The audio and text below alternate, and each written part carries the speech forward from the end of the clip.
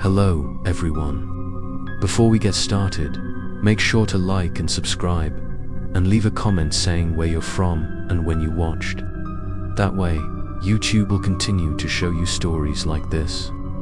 Now, let's get started.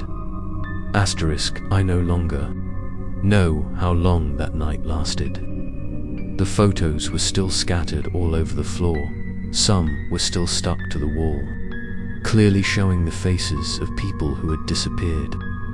Every time I touched them, the coldness from the photos went straight into my hands, causing the blood to stop flowing. I tried to close my eyes, hoping to wake up and see that it was all just a nightmare. But no, every time I opened my eyes, the darkness in the house became thicker, and the whispers became clearer. I could no longer stay in the living room. I decided to leave the house through the back door. When I pushed open the old door, I thought I would see the familiar exit to the small garden. But no, in front of me was a dark forest. The wind whistled through the trees, carrying a musty, pungent smell. I was shocked. This was not the garden I had seen during the day. I stumbled in, my shoes sinking deep into the wet soil. Dry branches snapped underfoot, and the wind made a sound like hundreds of twisted laughter. It felt like I had just entered a cursed campsite, where lost people would never find their way out. In the distance, I saw a flickering light like a campfire. Desperate, I ran towards it. Sure enough, there was a circle of fire burning, surrounded by backpacks, tattered tents, and dented pots and pans. But there was no one. There were only Trace's children's shoes, a rain-soaked notebook, and a doll with half its face burned. I shook and opened the notebook. In a hasty scrawl, I wrote, "We couldn't escape. The room followed us out. If anyone reads this, pray for your soul." I threw the notebook away and ran out of the circle of fire.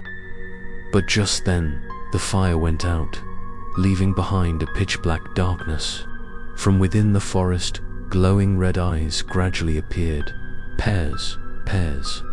They approached, accompanied by small, rustling footsteps, in unison like a choir of invisible children.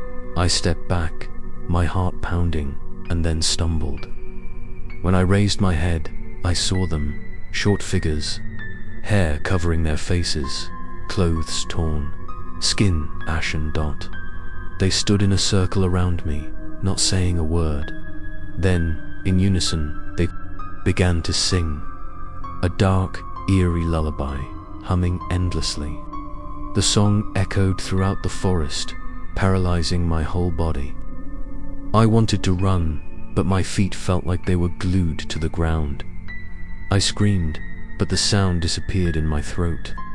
One of them stepped closer, raised his cold hand, and touched my cheek. Immediately, images exploded in my mind, each person disappearing into the house, dragged into the darkness, never to escape. I woke up to find myself on the living room floor again. I was drenched in sweat, my chest heaving as if I had just escaped a nightmare. But I was still clutching the sodden notebook in my hand. The notebook in the forest. I realized the terrible truth. I had not been dreaming. The house was not only haunted. It had also drawn me into another world where the unfortunate were trapped forever. On the cover of the notebook, the words faded. "Tomorrow night, it's your turn." To be continued in episode 6.